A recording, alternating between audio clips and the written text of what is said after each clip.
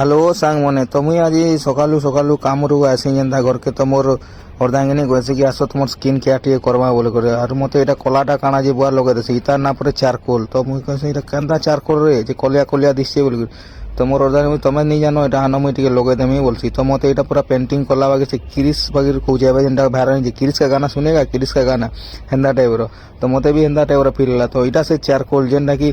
मोर मुहे एटा लगा होची बापरे मुझे एंदारा बोल नहीं जानते तो मत लगे देसी मोर अर्धांगिनी सब आड़े तो मुझे भी शांति बसी क्या मत भी गुरा हवा लगे मन लगुच तो मोर अर्धांगिनी के देखी देखी तो हेती लगे जहाँ करूँ कर मो स्क्रीन केयर करूँ कि जहाँ केयर करूँ कर रे बुआ बाकी मत टे भलसे गुरा गुरी करदे बोलसी हाँ ठीक अच्छे बोलसी तो मत लगे लुगा दे सारसी तो मत लगे लुगा दे सारापर निजे टी टे लगे लुगा देसी क्या बोले गोटे पैकेट तो एकला जड़े के नहीं 2 लाख के बढ़िया हो जासी तो मोर अर्धांगिनी भी